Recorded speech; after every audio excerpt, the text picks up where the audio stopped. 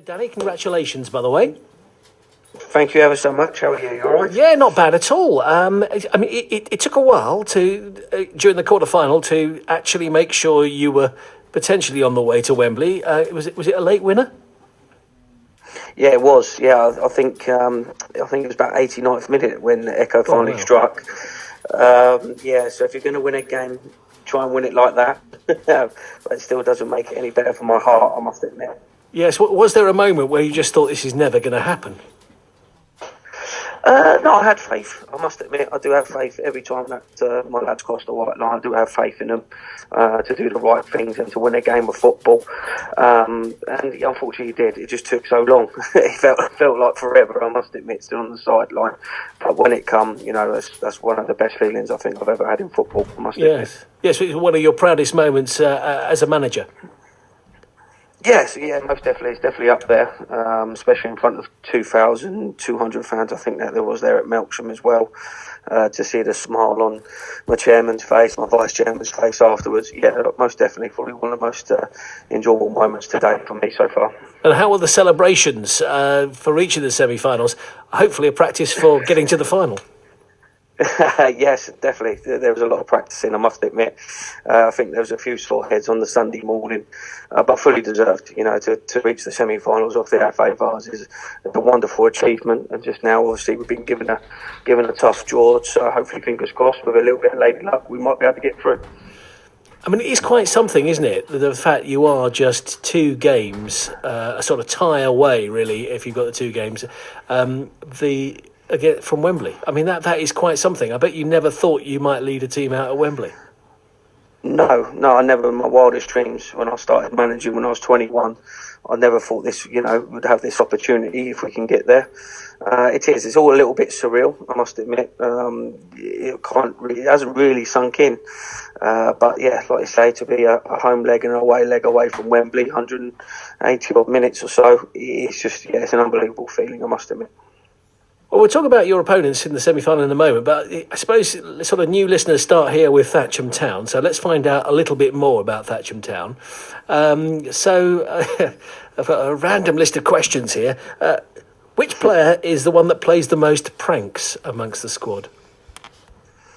Plays the most pranks? Or are you a prank-free team?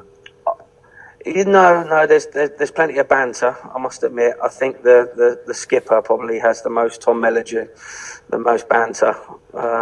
He's always on the go, chirping off about something, making everybody laugh. I'll probably say Tom Moran, our centre half, is up there. He does like a little bit of a joke now and then, along with Harry Grant. So I must admit the team is full of characters like that. Yes, and those sort of things, I imagine, it helps bond the team. I mean, where they sort of, in the case of Reading just recently, they went to Spain for a bit of team bonding. It seems that you have a sort of a squad of players who just are really gelled. Yes, we do. We have lads that come from Reading. There's There's one from Swindon, from Maidenhead area, Slough area. And we work together 3 times a week, and we almost become like a family. We have done, and obviously we have our ups and downs, like any families do. But when all said and done, they are a great bunch of lads to work with, and I'm very privileged to work with them. Who is the longest serving, by the way?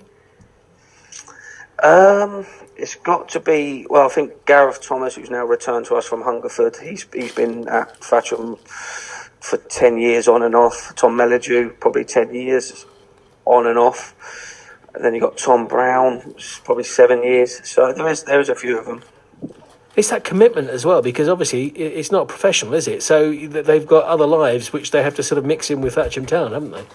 Yeah, of course they do. Everybody goes to work, everybody has family and everything like that. So they're the 2 most important things. And, I can only talk for myself, then football comes straight after that. So you have to work around many things being a non-league manager, and so does the players. They have to juggle, finishing at 6 o'clock at work and trying to get to the away ground, try and get there on time without being fined by me. And yeah, it is quite stressful sometimes, but sometimes it is well worth it. Yes, I mean it will be lovely if it actually happens, where some players say, "Sorry, I've got to have the day off because I'm going to Wembley. I'm playing there."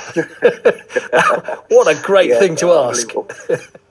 Yes, I can't think that the boss in the land would hopefully turn that down. Well, you'd like to think so, anyway.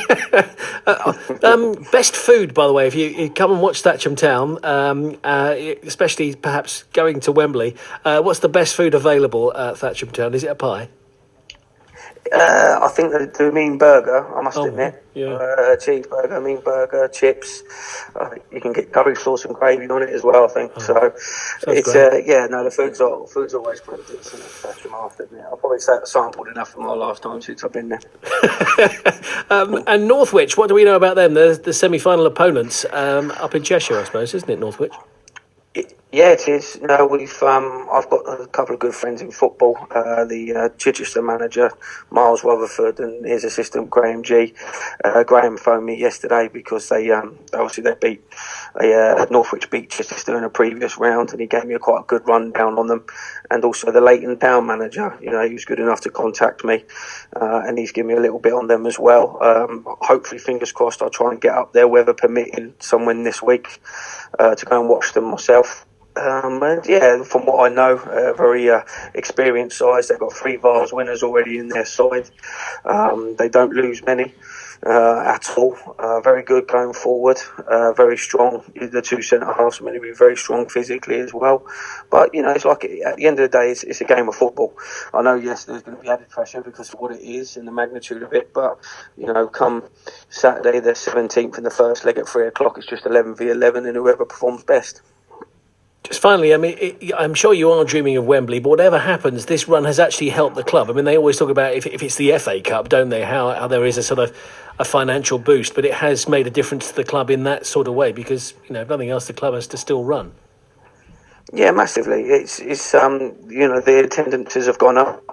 To when we had Bromsgrove in the previous round, it was 701, I think it was, and it is, and it's just making Thatcham's always been a good football club. It always has been a good proper non-league football club, but the exposure that the FA Vase has given us, obviously we are doing, touch wood, fairly well in the league at the moment, and still in 3 other cups as well.